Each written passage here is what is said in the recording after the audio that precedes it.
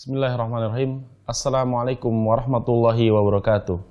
Alhamdulillahirabbil alamin wassalatu wassalamu ala nabiyina Muhammadin wa ala alihi washabihi ajmain wa man tabi'ahum bi ihsanin illa yaumiddin. Alhamdulillah para pemirsa Ahsan TV dimanapun Anda berada, kita dapat berjumpa kembali di Jumat pagi ini di kajian rutin yang membahas kitab Al-Adabul Mufrad buah karya dari Imam Bukhari, yang seperti biasa akan disampaikan materinya oleh Ustadz kita, yaitu Ustadz Syahrul Fatwa LC Habibullah Ta'ala. Alhamdulillah pada kesempatan di pagi hari ini yang insya Allah berkah ini, beliau sudah hadir di samping saya. Kita sapa terlebih dahulu. Assalamualaikum Ustadz. Waalaikumsalam. Kabar baik Ustadz ya? Alhamdulillah. Ya, Mirsa Ahsan TV di mana-mana berada, yang semoga senantiasa dirahmati oleh Allah Subhanahu Wa Ta'ala. Insya Allah pada sesi pertama seperti biasa, yaitu ada sesi materi yang akan disampaikan Ustadz, yaitu di masuk hadis ke-214 tentang wanita menjadi pemimpin di rumah. Kemudian di sesi kedua ada sesi interaktif atau tanya jawab. Silakan nanti kami mengundang pemirsa untuk bergabung dengan kami. Silakan menghubungi nomor telepon 081318294352 atau bisa melalui pesan singkat di 081314455557. Baik pemirsa Ahsan TV di mana-mana, langsung kepada materi saja. Kita kepada Ustadz Faltafal Masykurah. Bismillahirrahmanirrahim. Assalamualaikum warahmatullahi wabarakatuh. Innal hamdalillah nahmaduhu wa nasta'inuhu wa nastaghfiruh wa na'udzu billahi min syururi anfusina wa min sayyiati a'malina. May yahdihillahu fala mudhillalah wa may yudlil fala hadiyalah. Asyhadu an la ilaha illallah wahdahu la syarikalah wa asyhadu anna Muhammadan abduhu wa rasuluhu la nabiyya ba'dah. Qala Allah tabaraka wa ta'ala, ya ayyuhalladzina amanu taqullaha haqqa tuqatih wa la tamutunna illa wa antum muslimun. Wa qala aidha ya ayyuhan nasu taqu rabbakumul ladzi khalaqakum min nafsin wahidah wa khalaqa minha zawjaha wa batha minhuma rijalan katsiran wa nisaa'a wattaqullaha alladzi tasaaluna bihi wal arham innallaha kana 'alaikum raqiba. Fa inna asdaqal hadis kitabullah wa khairal hadi Muhammadin sallallahu alaihi wasallam wa syarrul umuri muhdatsatuha fa inna kulla muhdatsatin bid'ah wa kulla bid'atin dhalalah wa kulla dhalalatin finnar. Saudara-saudariku yang dimuliakan Allah Subhanahu wa taala, alhamdulillah di kesempatan pagi hari yang berbahagia ini kita bersyukur kepada Allah Subhanahu wa taala mendapatkan nikmat aman, nikmat sehat, dan kita bisa menjumpai makanan di hari ini, maka adalah kenikmatan yang besar dari Allah. Karena dengan rasa aman kita bisa melakukan aktivitas ibadah, aktivitas dunia. Dengan rasa aman, semua yang kita inginkan dari kegiatan dunia ini akan berjalan lancar. Demikian pun kesehatan tidak kalah pentingnya. Badan yang sehat bisa menikmati beribadah dengan khusyuk. Badan yang sehat kita bisa mengkaji Islam, memahami Al-Quran dan hadis-hadis Nabi SAW. Juga ketika kita bisa makan pada hari ini sebagai amunisi untuk badan kita, maka kita bisa berkegiatan. Rasulullah mengatakan cukuplah seorang makan itu bisa menegakkan punggungnya agar dia bisa sholat, agar dia tidak merasa lapar ketika beribadah. 3 nikmat ini, aman, sehat, dan bisa makan, seolah-olah kata Nabi, kita sudah mendapati seluruh kebaikan dunia. Saudaraku yang dimuliakan Allah SWT, kita masuk hadis ke-214 yang disebutkan oleh Imam Bukhari dalam kitabnya Al-Adab Al-Mufrad. Hadis tersebut Imam Bukhari mengatakan, qala al-Imam Al-Bukhari rahimahullah, babun al-mar'atu ra'iyatun. Imam Bukhari rahimahullah beliau berkata, bab seorang istri adalah pemimpin di dalam rumah. Hadatsana Abul Yaman qala akhbarana Syu'aib bin Abi Hamzah an Az-Zuhri qala akhbarani Salim An Ibnu Umar annahu sami'a Rasulullah sallallahu alaihi wasallam yaqul kullukum ra'in wa kullukum mas'ulun an ra'iyatihi al-imamu ra'in wa huwa mas'ulun an ra'iyatihi wa rajulu ra'in fi ahlihi wal mar'atu ra'iyatun fi baiti zawjiha wal khadimu fi mali sayyidihi. Sami'tu haula'i anin nabi sallallahu alaihi wasallam wa ahsabun nabiyya sallallahu alaihi wasallam qala wa rajulu fi mali abih. Dari Ibnu Umar bahwasanya Rasulullah SAW beliau bersabda, setiap dari kalian adalah pemimpin dan setiap kalian akan ditanya tentang kepemimpinannya. Maka seorang imam adalah pemimpin dan dia akan diminta pertanggungjawaban, ditanya tentang kepemimpinannya. Dan suami adalah pemimpin di dalam keluarganya dan istri juga pemimpin di rumah suaminya. Wal khadimu fi mali sayyidih, dan kemudian pelayan, khadim, membantu, budak, dia juga pemimpin mengatur dalam harta tuannya. Hadis yang mulia ini masih berhubungan dengan hadis sebelumnya, bahwa seorang wanita adalah pemimpin di dalam rumahnya. Dia mengatur keuangan keluarga, dia mengatur ketertiban, kenyamanan di dalam rumah, membersihkan kondisi rumah, juga mengatur dan mendidik anak-anaknya. Karena itu para ulama sampai mengatakan madrasatul ula. Ibu adalah madrasah pertama bagi anak. Karena ibulah yang banyak di rumah, yang banyak berinteraksi dengan anak, sehingga tidak heran ibu ini akan menentukan bagus dan tidaknya akhlak seorang anak. Ketika si anak berakhlak tidak baik, kita introspeksi diri, barangkali istri kita ketika di rumah mencontohkan hal-hal yang tidak baik. Karena itulah seorang istri dia berperan di rumah suaminya. Suaminya hanya memberikan rumah, fasilitas, kemudian pergi mencari nafkah, pagi pulang sore. Ketika sore membantu sedikit istrinya, baik bantu dalam hal pendidikan anak atau pekerjaan rumah. Tapi dalam kurun waktu 8 jam dari mulai pagi sampai sore, ibulah yang berada di rumah. Dia yang akan memberikan pendidikan, dia yang akan mengatur kondisi rumah tangga supaya nyaman, tentram, tidak saling ribut antara anak-anak. Itulah peran seorang istri. Maka berbahagialah wahai para wanita ketika kita ditakdirkan, dikodratkan oleh Allah menjadi seorang wanita, bahwa ternyata kita juga bisa jadi pemimpin, yaitu pemimpin di dalam rumah suami kita. Hadis berikutnya, hadis ke-215. Qala al-Imam al-Bukhari babun man suni'a ilaihi ma'rufun falyukafi'hu. Imam Bukhari rahimahullah beliau berkata, bab barang siapa yang diberikan kebaikan maka hendaklah dia membalas kebaikan yang serupa.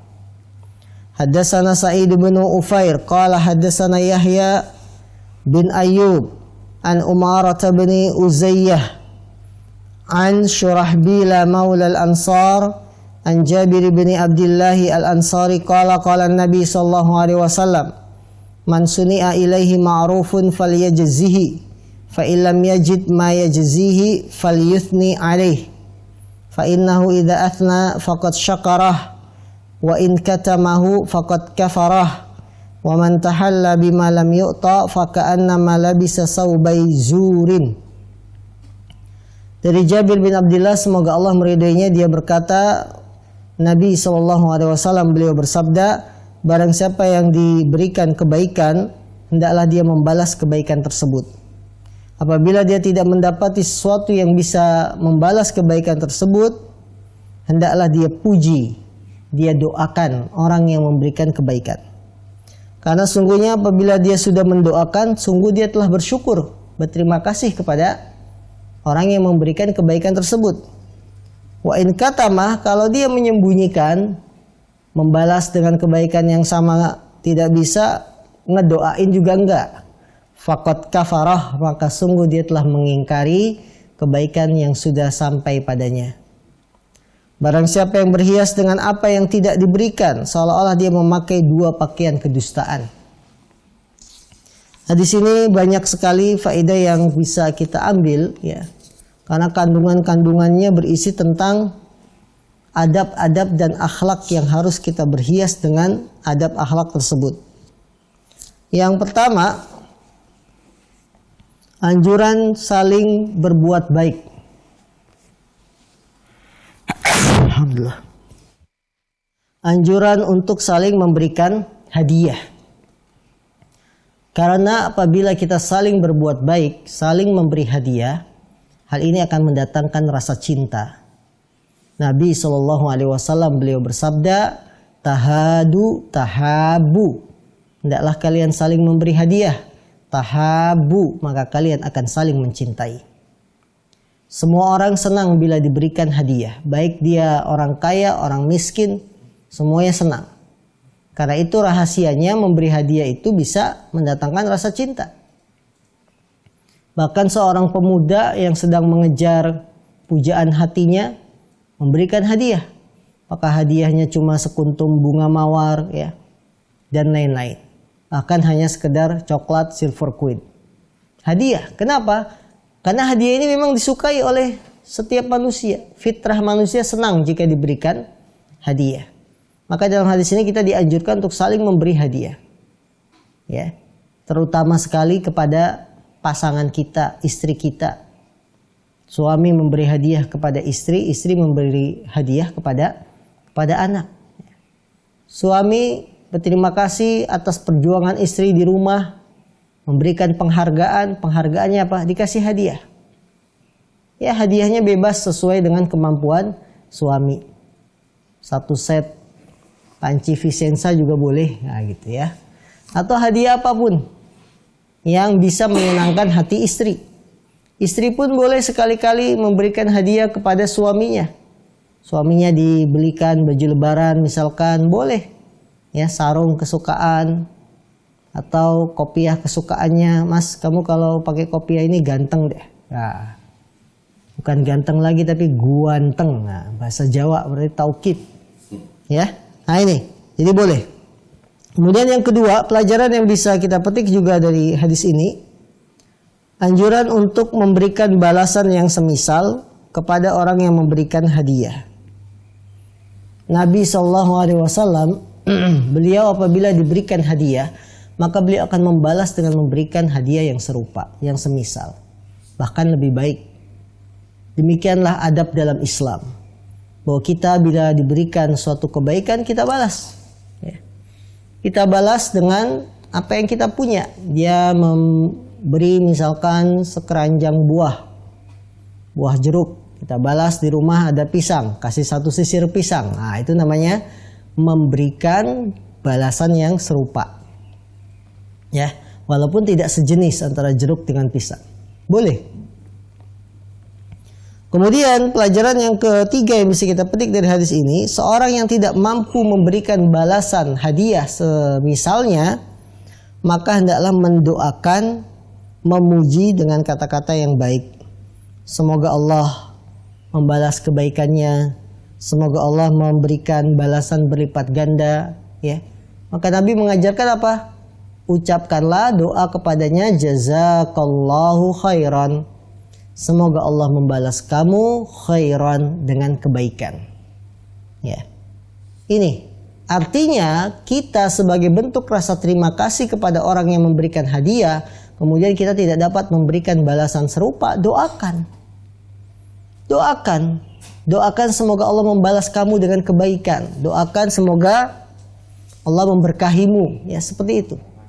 Artinya jangan sampai kita diberikan kebaikan, memberi balasan yang serupa tidak mampu, mendoakan juga tidak. Ini bahasa kita kebangetan istilahnya, ya.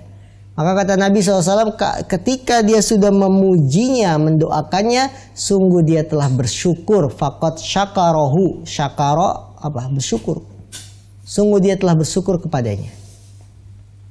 Tapi kalau diam, wa in katamahu, kalau dia diam saja menyembunyikan, faqad kafarahu, maka sungguh dia telah mengingkari kebaikan orang yang memberi hadiah tersebut. Ya. Karena itu biasakan anak-anak kita di rumah kalau ada yang ngantar makanan misalkan. Biasakan ucapan terima kasih ya, dari siapa, terima kasih ya, seperti itu. Atau boleh juga kita doakan jazakallahu khairan. Semoga Allah membalas kamu dengan kebaikan. Kalau anak kita belum hafal doa ini, minimal ucapkan, kalau ada yang ngasih, kita tidak tahu siapa dia, ucapkan apa? Terima kasih.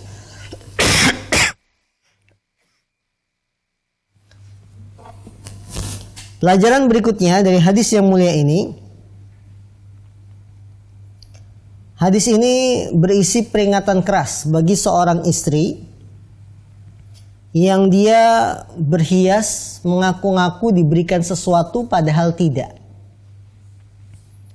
Misalnya suami punya istri 2. Kemudian untuk manas-manasin, ngompor-ngomporin istri pertama, istri kedua bilang, kemarin suami ngasih saya alat kosmetik paket lengkap, paket combo, ya. Padahal suaminya nggak ngasih. Untuk apa dia ngomporin istri pertama biar cemburu? Ya, ini tidak boleh seperti ini. Suaminya tidak memberikan, kemudian dia mengaku-ngaku dengan sesuatu yang tidak dia pakai. Dia mengaku, kamu tahu nggak? Saya ini pakai jilbab, tapi di balik jilbab saya ada kalung emas yang baru kemarin diberikan oleh suami kita. Wah, padahal tidak ada. Orang yang semacam ini kata Nabi, dia bagaikan memakai 2 pakaian kedustaan. 1, dusta, mengaku-ngaku. 2 pakaian kedustaan maksudnya apa? Yang pertama, karena dia mengaku-ngaku diberi sesuatu padahal tidak. Ya. Kedustaan yang kedua, dia menyakiti hati orang lain.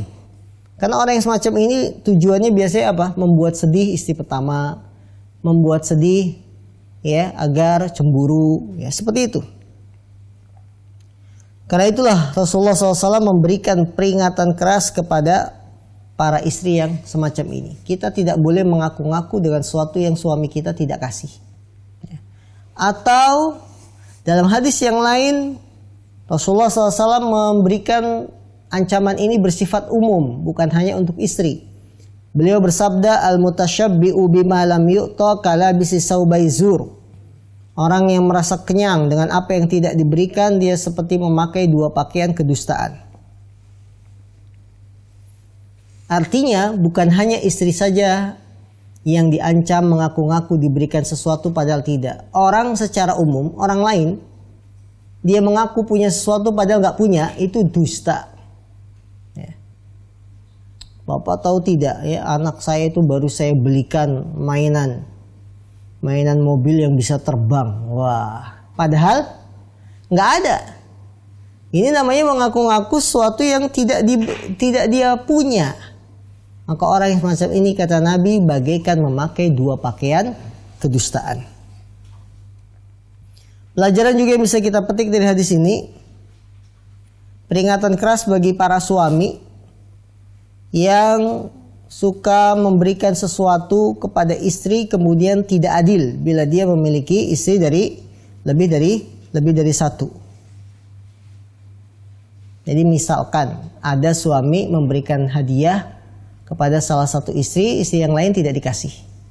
Tujuannya hanya untuk membuat cemburu, memanas-manasi istri yang lain, pilih kasih, maka ini peringatan keras bagi para suami. Karena dalam masalah hadiah, kalau punya istri 2 harus adil, sama. Ya, karena bukan babnya nafkah. Kalau nafkah, babnya kebutuhan. Tapi ketika seorang suami dia lebih condong kepada salah satu istrinya sampai berbuat tidak adil, ingatlah ancaman Nabi SAW, man kanat lahu imro'atan famala ila ihdahuma ja'a yaumal qiyamah wa syikkuhu ma'il. Barang siapa yang memiliki 2 istri, kemudian dia lebih condong pada salah satunya, maka dia akan datang pada hari kiamat dalam keadaan jalannya miring. Ya. Para suami, Anda poligami sah-sah saja. tapi keadilan harus ditegakkan. Jangan sampai kita menderita sengsara di hari kiamat cuma gara-gara kita lebih condong pada salah satu istri. Kecondongan ini maksudnya dalam hal-hal yang lahiriah, ya, bukan batin. Kalau batin, kecintaan itu tidak bisa dipungkiri. Kita akan lebih condong pada salah satu dan itu boleh. Ya, jadi kalau masalah batin kita lebih cinta pada istri kedua atau istri pertama, itu tidak ada masalah. Tapi dalam hal-hal lahir, memberikan hadiah harus diberikan sama. Karena itu para ikhwan, para laki-laki yang ingin poligami, berilmulah sebelum kita praktek. Kata Imam Bukhari, babul ilmi qoblal qaul wal amal. Bab ilmu itu sebelum berkata dan berbuat. Kemudian hadis berikutnya 216.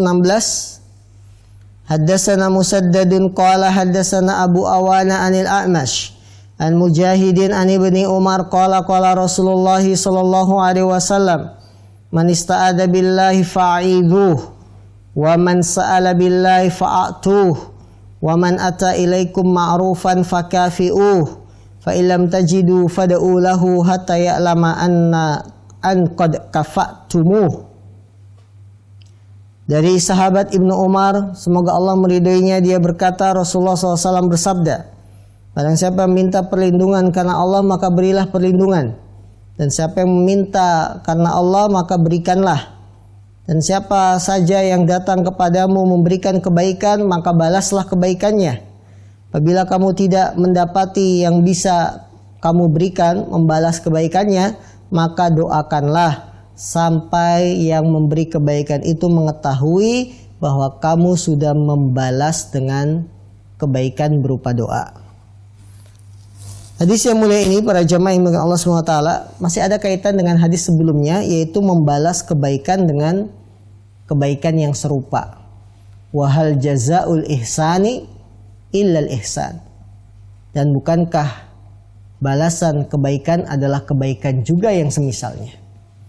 Jadi kita membalas kebaikan dengan kebaikan itu sudah ditegaskan oleh Allah. Wahal jazaul ihsani illal ihsan, dan tidaklah balasan kebaikan itu kecuali kebaikan juga. Ya. Maka Islam sangat menganjurkan kalau ada yang datang memberikan kebaikan, kita balas dia kebaikannya dengan barang yang serupa, yang senilai, atau kalau tidak ada minimal doa. Kata Nabi, fad'uhu lahu. Doakan kebaikan dia sampai dia paham bahwa yang memberi kebaikan itu paham bahwa saya sudah dibalas dengan kebaikan serupa berupa doa. Hadis yang mulia ini memberikan beberapa pelajaran pada kita. Yang pertama adalah wajibnya kita saling membantu, saling menolong. Ketika ada orang minta perlindungan dengan menyebut nama Allah, maka berilah perlindungan.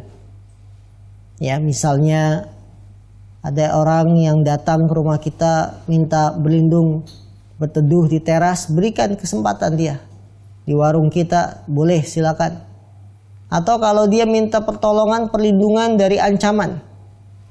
Ya, misalkan dia termasuk orang yang bersalah, kemudian dikejar masyarakat, minta perlindungan kepada kita supaya nanti saya dibawa ke yang berwajib saja, jangan sampai dihukumi oleh massa. Kita berikan perlindungan, boleh seperti itu, ya. Setelah masyarakat bubar, baru kita bawa dia ke yang berwajib, kantor polisi, kemudian kita serahkan, itu lebih selamat, boleh seperti itu. Apabila yang minta perlindungan menyebut, ya saya tolong lindungi saya, ya demi Allah saya menyesal, misalkan dia sudah mengaku seperti itu, berilah perlindungan. Jadi para masyarakat ketika ada orang yang berlindung di rumah kita dan terancam nyawanya, jangan diserahkan begitu saja sehingga mati konyol. Ya, dihakimi oleh massa, yang massa datang begitu banyak.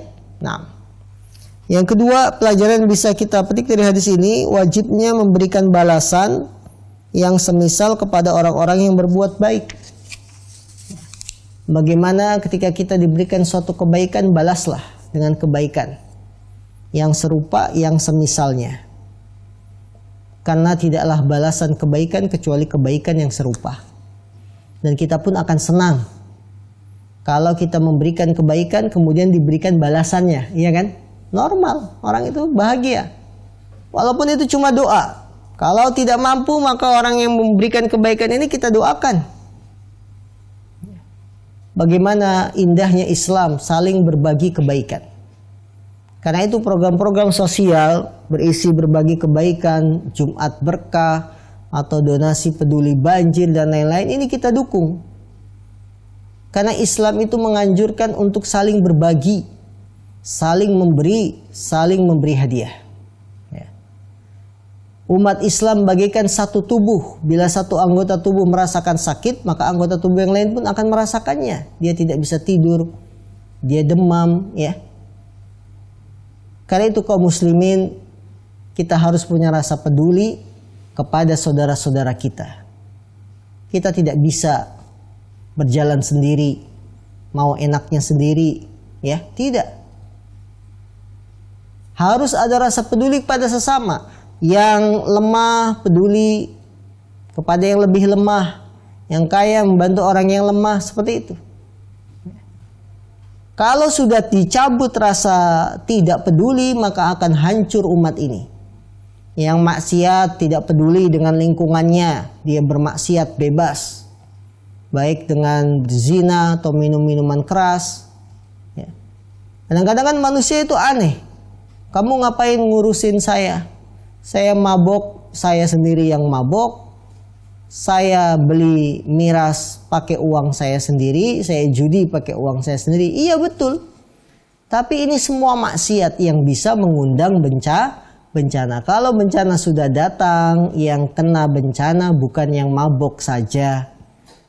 Kalau bencana sudah datang, yang kena bencana bukan yang berzina saja, bukan yang berjudi saja. Semua manusia kena bencana. Seperti itu. Maka kita saling mengingatkan rasa peduli untuk beramar ma'ruf nahi mungkar. Kemudian pelajaran juga yang bisa kita petik dari hadis ini, anjuran memberikan sesuatu kepada orang yang meminta bila dia memintanya dengan karena Allah. As'aluka billah, aku minta kepadamu dengan alasan karena Allah, saya ini butuh. Boleh berikan. Ini peluang kebaikan bagi kita memberikan bantuan kepada orang yang membutuhkan. Ya. Kan tetapi bagi orang yang meminta-minta juga ingat, jangan banyak meminta-minta di luar kebutuhan, bukan sesuatu yang darurat dan hajat. Ya, kita tidak punya alasan kemudian berprofesi minta-minta sebagaimana kebanyakan saudara-saudara kita. Dijadikan profesi di lampu merah, di kendaraan-kendaraan. Padahal dia mampu. Dia hanya kumpulkan uang pemberian manusia ini, kemudian dia bersenang-senang dengan kehidupan dunianya di kampungnya atau di mananya sampai bangun rumah, maka tentunya ini adalah sebuah keburukan. Karena orang yang minta-minta di dunia, ya tanpa ada kebutuhannya, hanya dijadikan sebagai pemuas nafsu, minta-minta, maka datang pada hari kiamat dalam keadaan wajahnya tidak bertulang karena dia nggak punya malu. Ya, jadi meminta-minta itu ada patokannya. Tidak seenaknya kita minta, tidak. Orang yang semacam ini orang yang tercela. Rasulullah SAW memberikan batasan bahwa meminta-minta hanya dibolehkan dalam 3 perkara. Yang pertama, seorang yang terkena musibah sehingga menghabiskan semua harta yang dia punya, maka boleh dia minta-minta sampai dia bisa tegak sendiri, bisa berdiri sendiri. Orang kena musibah, habis semuanya, banjir misalkan, rumahnya hancur, diterjang banjir, kemudian harta benda di dalam rumah habis, ya, uangnya juga hanyut entah kemana, maka orang semacam ini boleh meminta sampai dia bisa berdiri sendiri, sampai dia bisa berusaha lagi. Ini keadaan boleh meminta-minta. Keadaan pertama. Keadaan kedua, orang yang menanggung banyak orang lain, ya, menanggung orang lain dengan jumlah yang banyak. Misalnya dia pengelola yayasan, ya, di yayasan ini ada anak asuh 300 orang yang tiap hari harus dikasih makan. Maka dia boleh minta-minta. Tapi kebutuhan untuk anak-anak yang diasuh, bukan untuk kepentingan pribadinya. Jadi orang yang menanggung orang lain untuk umat, untuk kejayaan umat, ya. Anak asuh kita kumpulin, kita ajarin akhlak, kita ajarin agama yang benar, hafalan. Kemudian kita carikan bantuan untuk makannya, karena manusia juga butuh makan. Tidak hanya belajar saja, tapi dia butuh makan. Boleh minta-minta. Keadaan ketiga, seorang yang miskin dan dipersaksikan oleh masyarakatnya minimal 3 orang. Minimal 3 orang bersaksi bahwa dia itu miskin. Ya, boleh minta. Jadi ketika di kampung misalkan ada orang miskin, masyarakat sudah paham, akan memberikan persaksian, iya dia itu orang miskin, berhak dibantu. Minimal 3 orang memberi persaksian bahwa si A itu miskin, maka si A ini boleh meminta-minta, ya, sampai dia hilang sifat kemiskinannya. Kemudian orang-orang sudah tidak bilang lagi dia sebagai seorang miskin. Ya, inilah 3 hal, 3 keadaan seorang itu boleh meminta-minta. Selain itu tidak boleh. Minta-minta, dibantu, ya, apa? SPP nunggak, apalagi cicilan motor nunggak, ya Allah, cicilan motor nunggak mintanya ke kita. Ya. Siapa yang ngutang, siapa yang bayar. Ya, ini maka kaum muslimin dimuliakan Allah SWT, takutlah kepada Allah untuk berprofesi menjadi meminta-minta, peminta-minta di pinggir jalan dan seterusnya, karena ancaman yang sangat keras dari Nabi SAW. Baik, para pemirsa yang dimuliakan Allah SWT, kami berikan kesempatan terlebih dahulu bagi yang ingin berinteraktif melalui nomor yang sudah ada di layar TV Anda. Nah, tafadhol.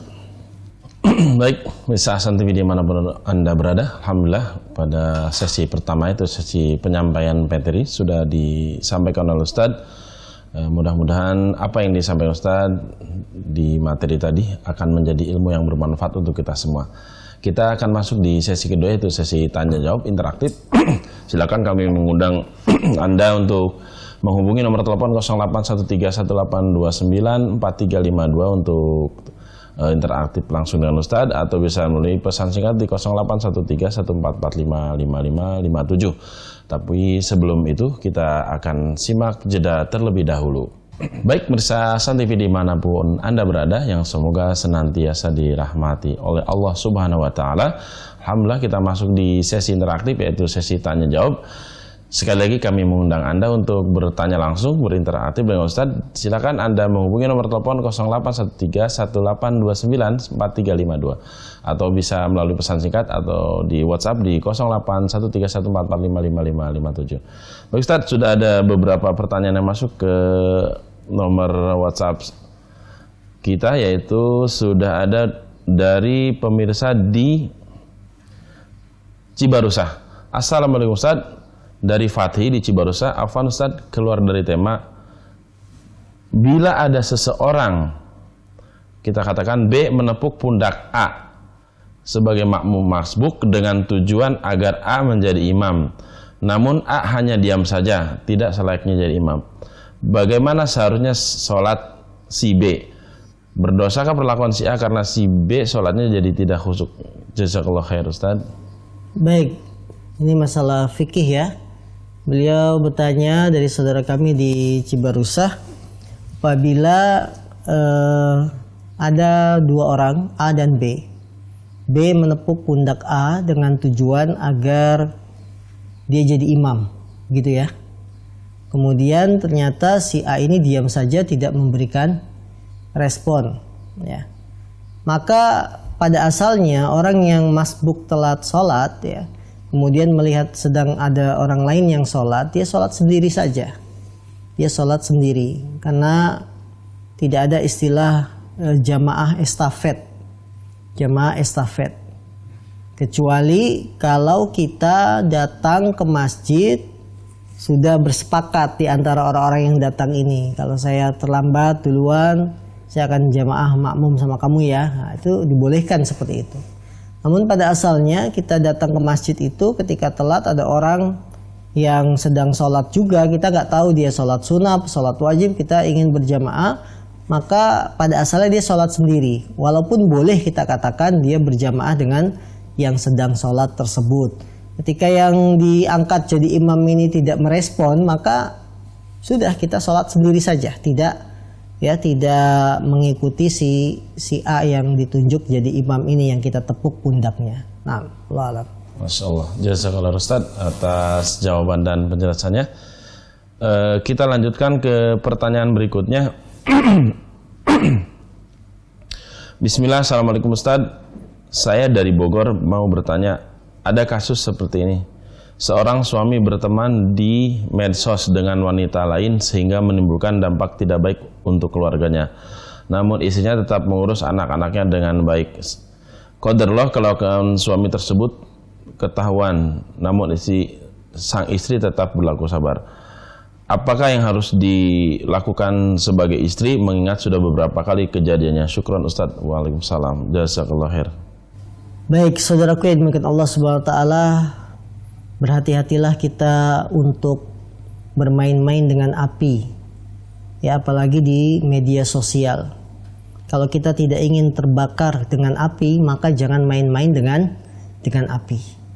Ya.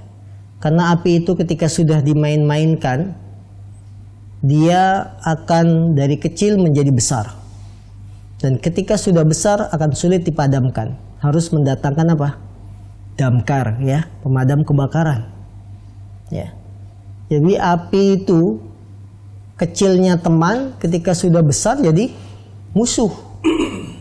Maka kita jangan bermain-main dengan wanita. Ya, inilah dampak buruk dari media sosial. Ketika kita tidak bisa mengendalikan diri, kita akan terjatuh dalam maksiat berupa hubungan dengan wanita yang hubungan ini tidak diikat dengan ikatan yang sah, yaitu pernikahan.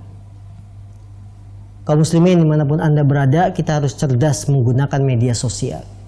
Media sosial itu digunakan untuk kebaikan, untuk menebar dakwah, menebar kebaikan, mengajak manusia ke jalan Allah. Bukan untuk mencela, bukan untuk menghujat, bukan pula untuk mencari mangsa wanita-wanita yang ingin kita permainkan. Orang-orang yang mempermainkan wanita itu laki-laki yang tipenya tipe PHP saja dia. Memberi harapan palsu, dia nggak ingin sungguh-sungguh untuk menikahinya. Maka sebagai istri ketika kita tahu perlakuan suami kita seperti itu, sering bermain di media sosial, memainkan wanita, berilah nasihat kepada suami kita. Karena istri punya hak untuk memberikan nasihat kepada suaminya yang nakal. Ya. Istri sudah bersabar di rumah, mengurusi rumah tangga, mengurusi anak, melayani suami dengan maksimal, tapi si suami tidak bersyukur pada istrinya dengan berbuat perbuatan semacam itu. Katakan kepada suami, putuskan wanita yang kamu hubungi melalui media sosial ini, putuskan. Sudah, hilangkan nomor kontaknya. Ya, hilangkan dari memori kamu, wahai Mas, wahai siapa, wahai suamiku misalkan. Putuskan dia. Hilangkan nomor HP teleponnya di HP kamu. Ya, kalau kamu punya akun Facebook, kamu hapus pertemanan dengan dia, unfriend, ya. Jangan lewat depan rumahnya. Nah, begitu ya. Supaya tidak mengundang setan untuk ingat lagi dia. Tapi kalau kamu memang serius sama si wanita ini, segera nikahi. Jadi sahkan atau putuskan. Sudahi atau nikahi. Ya. Jadi kalau kita tidak bisa menyudahinya, pengen terus bermesra-mesraan, chattingan, nikahi dia supaya halal.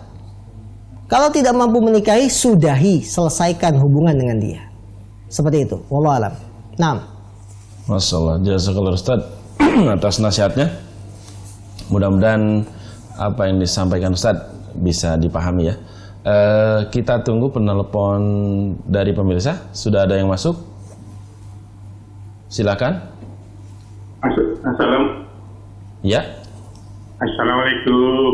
Waalaikumsalam warahmatullahi wabarakatuh. Silakan Bapak, dari mana? Dengan siapa? Dari Sumeneb, Pak. Masya Allah, dari Madura ya Pak. Silakan Pak.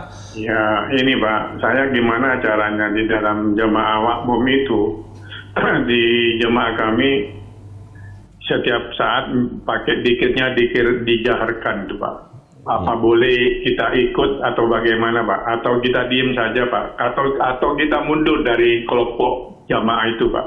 untuk dikir sendiri, Pak. Terima kasih, Pak. Wassalamualaikum warahmatullahi wabarakatuh. Waalaikumsalam warahmatullahi wabarakatuh. Dari pemirsa di Sumeneb, silakan Ustaz. Baik, saudaraku yang dimuliakan Allah Subhanahu wa taala, semoga Allah memberkahi Anda.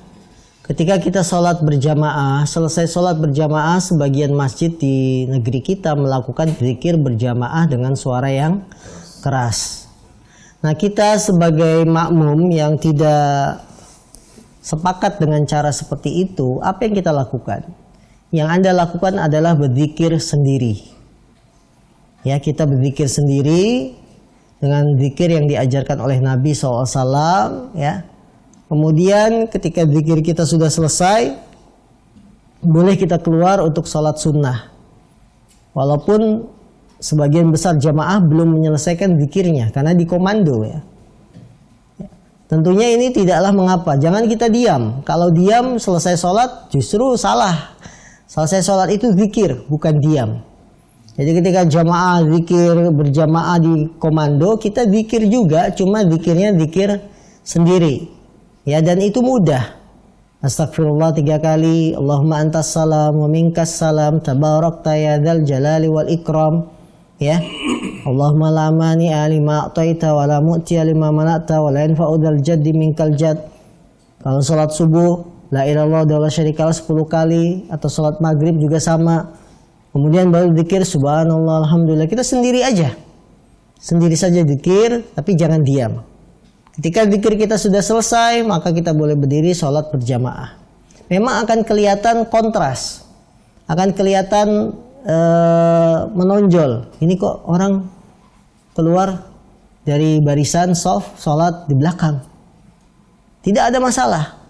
Kalau ditanya kenapa tidak ikut zikir bersama jamaah yang lain, katakan saja saya sudah zikir tadi, saya sudah menjalani tuntunan Rasul, apa yang salah dari saya? Ya, seperti itu. Saya sudah sholat sunnah juga, apa yang salah? Ya, walaupun nanti konsekuensinya kita diomongin, tidak ada masalah. Dikucilkan, tidak ada masalah. Itulah bunga-bunga rampai kehidupan. Bunga-bunga rampai kehidupan, tidak ada masalah. Ya. Nah, dan ini juga ujian bagi para da'i. Misalkan datang ke suatu masjid, kajiannya habis maghrib, masih ada zikir berjamaah, maka da'i harus bersikap, misalkan dia zikir sendiri, ya. Kemudian bersabar menunggu jamaah itu selesai, baru beres-beres mengeluarkan kursi dan meja. Jangan langsung frontal lagi pada zikir keluarin meja. Itu akan sangat menimbulkan omongan di kalangan masyarakat. Dan kami punya pengalaman pribadi di Kalimantan. Beberapa kali jamaah itu memperhatikan kita. Kenapa zikirnya tidak berjamaah? Kenapa sudah selesai sholat sunnah terlebih dahulu? Ya, tidak sampai sama-sama dengan jamaah yang lain sholat sunnah. Ternyata ini menimbulkan masalah dan akhirnya diputus tidak kajian lagi di tempat itu, ya. Oleh DKM diputuskan Ustadz ini nggak boleh masuk masjid ini, ya, seperti itu. Nah, ini perlu pertimbangan yang hikmah dari para dai juga. Nah, baik, jazakallah Ustadz atas penjelasannya. Kita lanjut ke pertanyaan berikutnya, Ustadz. Berhubungan dengan materi tadi, Ustadz, bagaimana hukum memberi uang receh kepada orang yang membantu memutar mobil di putaran balik di jalan raya? Padahal tidak perlu bantuan mereka, karena terkadang risih melihat mereka selalu menunggu di putaran balik. Apakah ini termasuk dengan minta-minta juga di jalan? Dari Abu Syafiq di Cikarang, Ustadz. Jazakallah khair. Baik, yang meminta-minta di pinggir jalan atau di perapatan atau bahkan di rel kereta, ya, mereka setidaknya memang ada sedikit membantu, ya, terutama dari daerah-daerah yang padat kendaraan.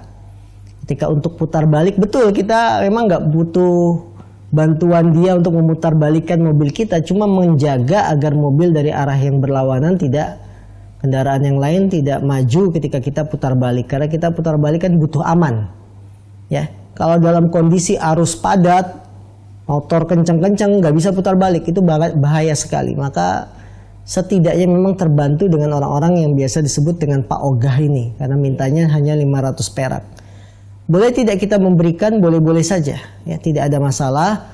Dan ini pun tidak, kalau kita tidak berikan juga tidak ada masalah, karena akad di sini adalah akad sosial. Ya, bukan akad saling menguntungkan seperti jual beli, tidak. Di sini akadnya sosial. Akad sosial itu kalau kita ingin memberi silakan, tidak memberi juga tidak ada masalah. Ya, tapi kita katakan dengan bahasa yang sopan. Mohon maaf ya, kali ini ya tidak bisa ngasih, misalkan receh habis, ya boleh seperti itu. Apakah itu termasuk meminta-minta? Ya, kalau memintanya dengan cara paksa, minta-minta, ini termasuk minta-minta. Tapi kalau dia hanya sukarela saja, diberi alhamdulillah, tidak diberi ya tidak mengapa, tidak marah-marah, ya. Dan itu pun pekerjaan yang memang ada jasanya, maka tidak ada masalah. Boleh kita berikan dan penghasilannya itu halal. Nah. Masya Allah, barakallahu fiik Ustaz. Kita lanjut satu pertanyaan lagi mungkin Ustaz. Dari pemirsa di Cikarang. Assalamualaikum, dari hamba Allah di Cikarang. Ustaz, bagaimana menyikapi anak-anak yang semenjak sekolah online jadi terkadang suka bohong?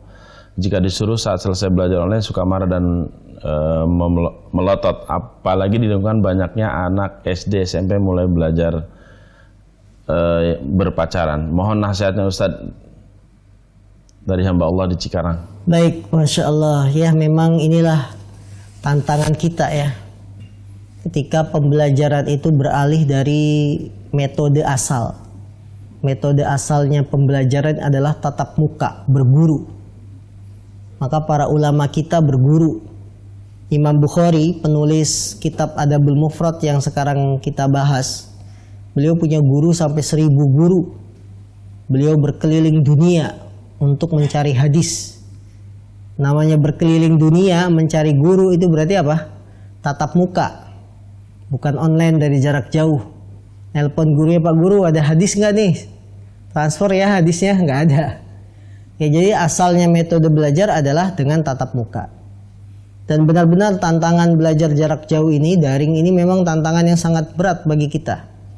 Karena ini pertama kalinya kita dalam sistem pendidikan ya belajar dengan metode jarak jauh.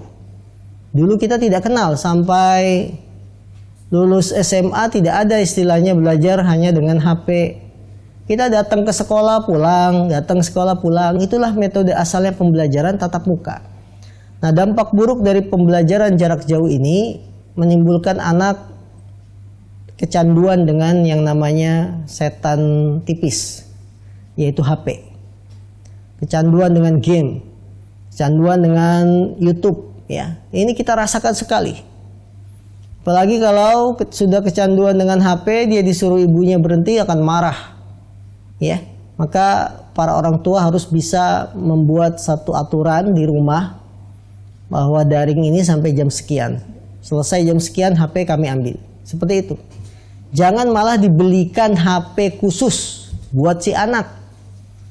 Karena alasan daring, anak dibelikan HP khusus Galaxy Note 5. Wah, itu bebas seperti itu. Tapi gunakanlah HP kita sendiri. HP kita, HP istri kita siapkan untuk pembelajaran daring. Ketika sudah selesai semua tugas, kita ambil HP-nya. Sehingga si anak tidak bebas berselancar di dunia maya, dunia online. Ya. Kemudian mulai pacaran, ya inilah dampaknya. Karena itu kita sebagai orang tua tidak bosan-bosan untuk memberikan nasihat kepada anak kita, memberikan pendidikan kepada anak kita, dan solusi terbaik untuk mengatasi masalah ini tatap muka. Ya, hendaknya para kepala sekolah berunding, bermusyawarah dengan orang tua murid, berunding dengan para guru, berunding dengan yayasan, agar bagaimana anak-anak ini kembali belajar tatap muka. Karena kebaikan dari belajar tatap muka lebih baik, banyak positifnya daripada belajar di rumah yang banyak negatifnya. Dan konsultasikan dengan pengawas sekolah, ya dengan kepala puskesmas, itu insya Allah bisa. Dan sekarang sudah mulai banyak sekolah yang mengadakan tatap muka, karena memang bagaimanapun tatap muka itu lebih baik. Nah, Allah a'lam. Masya Allah, jazakallah Ustaz, barakallahu fiik atas jawaban dan penjelasannya. Pemirsa Hasan TV dimanapun Anda berada, yang semoga senantiasa dirahmati oleh Allah Subhanahu wa Ta'ala. Tidak terasa hampir 1 jam kita berjumpa di kajian pagi ini di kitab Al-Adabul Mufrad. Alhamdulillah tadi Ustaz sudah menyampaikan materi dan kemudian ada beberapa interaktif yang sudah dijawab oleh Ustaz. Ada beberapa pertanyaan yang belum sempat dijawab, mohon maaf karena keterbatasan waktu. Kami dari kru dan petugas yang pada hari ini bertugas menyampaikan mohon maaf jika dalam menyampaikan materi atau kurang baik. Kita tutup dengan kafaratul majlis. Subhanakallahumma bihamdika asyhadu an la ilaha illa anta astaghfiruka wa atubu ilaik. Assalamualaikum warahmatullahi wabarakatuh.